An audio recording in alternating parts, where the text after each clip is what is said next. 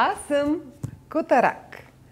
Бях собственост на един беден старец, който имаше 3 сина. След смъртта си той завеща на най-големият си син воденица. Знаете ли какво е воденица? Там се мели брашното, а пък на средния даде магарето. То може да пренася товара. Например, пшеницата към мелницата и брашното към пазара. Въобще, магарето много работи. А на най-малкия завеща мен. Той много се разтревожи, като разбра, че аз съм неговото наследство, защото знаеше, че ако с воденица и с магаре можеш да изкараш прехраната си, то с едно коте, освен да го галиш и да го храниш, друго няма какво да правиш. Ето това е третият син. Какво ще правим?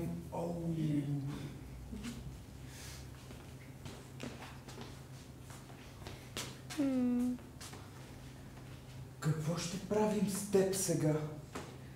Не съжалявай, господарю.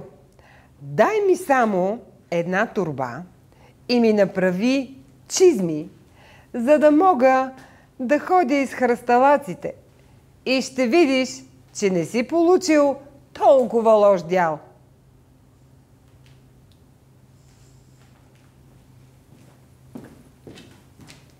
Моят господар е добър човек. Той ме наблюдава още от малък какви хитрини правя, докато ловя плъхове и мишки, как се правя на умрял или как се крия в брашното. Харесваше ме и затова сигурно се надява, че не го лъжа, като му казвам, че не е толкова зле, че е наследил именно мен. Ето, заповядай.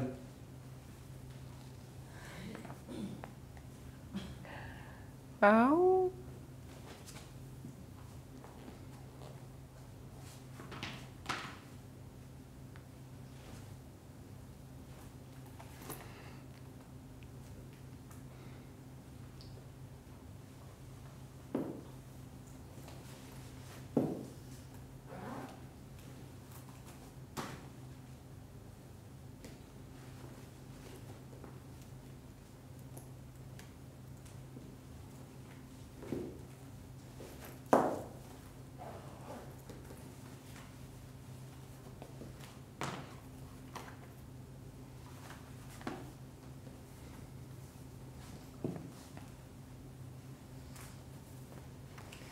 Благодаря. Много хубави чизми. Сега ти се разходи, почивай си. А аз отивам в гората да се разходя.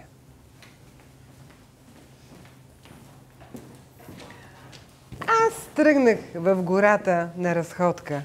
А в гората, знаете ли какво има? Има много зайци. Тихо. Никой да не мърда и да не шуми.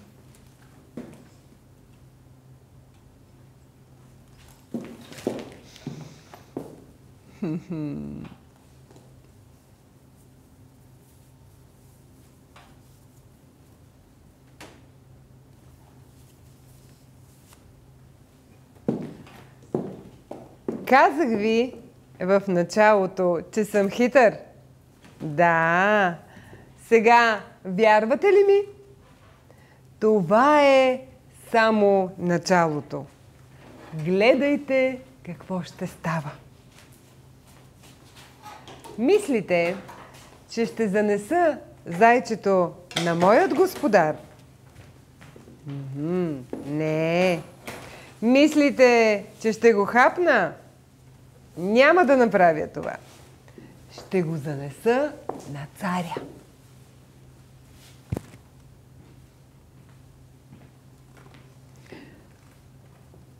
Ще кажа на царя, че му нося дар от моя господар. Как да се казва? Маркиз дю Караба. Чудесно име му измислих. Така.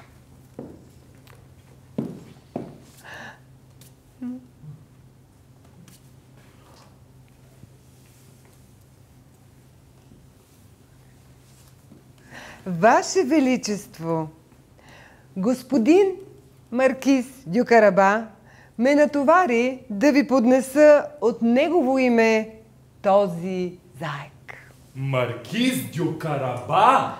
Да, Маркиз дю Караба.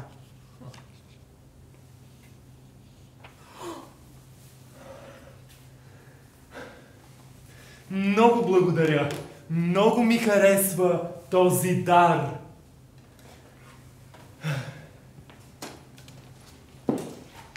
Царят се зарадва на зайчето, но аз реших да продължа да му правя подаръци. След това ще разберете защо на него правя подаръците, а не на моя любим господар. Приказката продължава.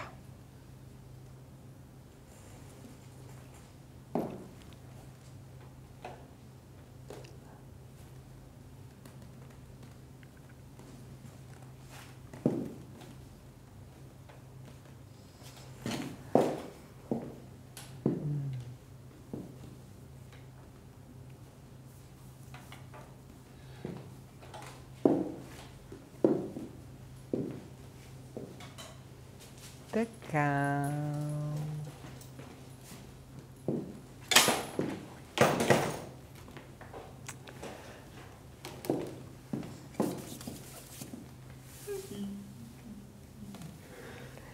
Ваше Величество, господин Маркиз дю Караба ме натовари да ви поднеса от негово име тази яребица.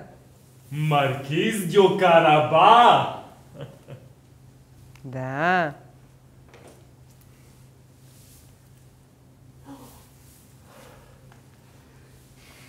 Много благодаря. Много ми харесва и този дар също.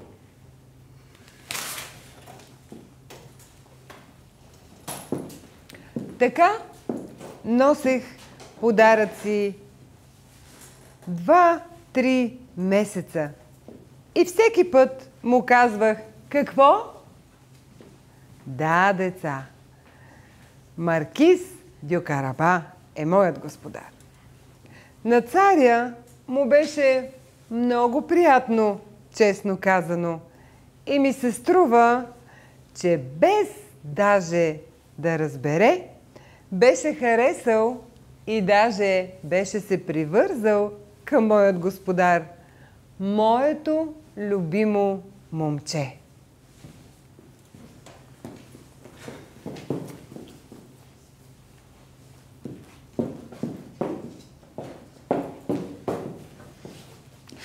Господарю мой, ако се вслушаш в моя съвет, ще бъдеш щастлив през целия си живот.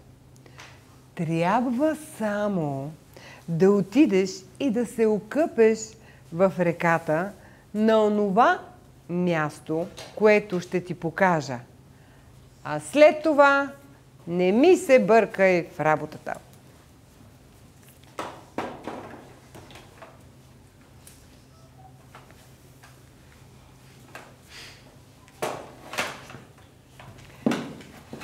Сега ще ви разкажа какво съм измислил и защо карам моят господар да се къпе в река. Но вие не казвайте на никого, особено на него.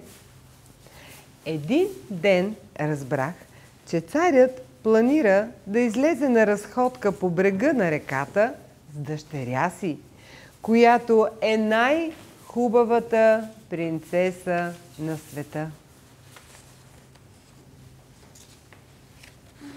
Реших да ги срещна. Моя господар, царя и принцесата. Защо го карам да се къпе в реката? Сега ще разберете. Тихичко. Браво! Браво, господарю! Само така. Продължавай, не мърдай.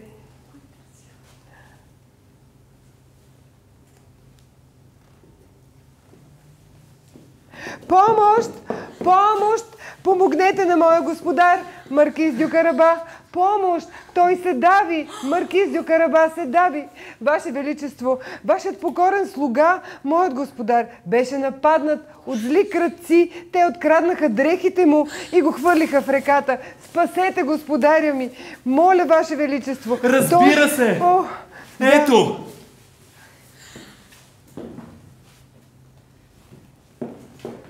Оле!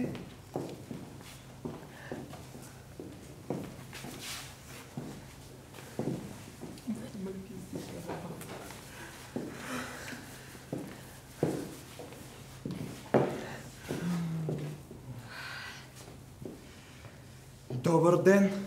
Благодаря ви, че ме спасихте. И аз благодаря за даровете. Вижте, царя наистина харесва моя господар. Защо? Сигурно защото последните няколко месеца му изпрати толкова хубави подаръци. Да забелязвате нещо? Ами да, принцесата и моят господар май се харесват. Ох, колко съм доволен, колко съм щастлив. Всичко става по моя план.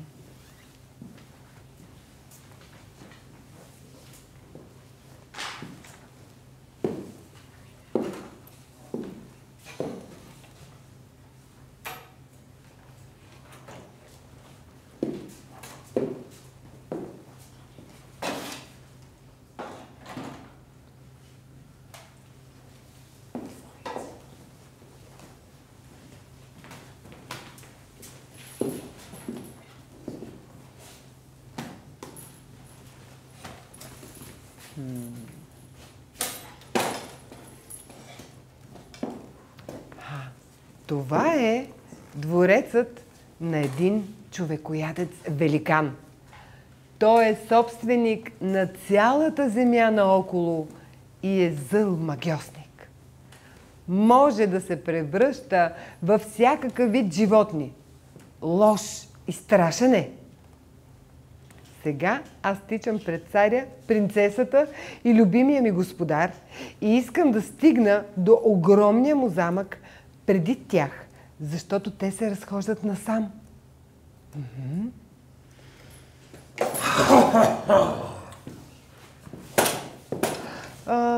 Добър ден, велики господарю. За мен е чест да се запознаем. Тук съм, за да ви поздравя.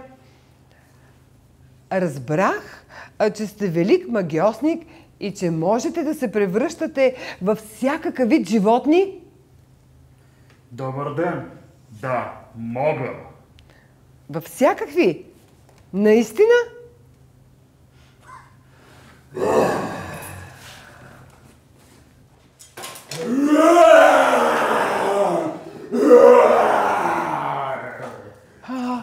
Това беше невероятно, наистина.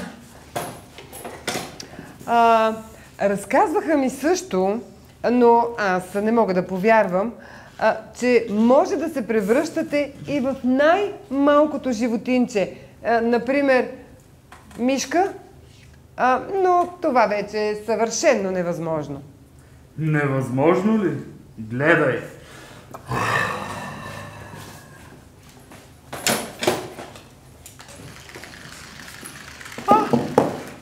Невероятно! Ай! изключително вкусен. Деца, всичко това става точно на време. Ето, царя и принцесата с моят господар стигнаха до имението.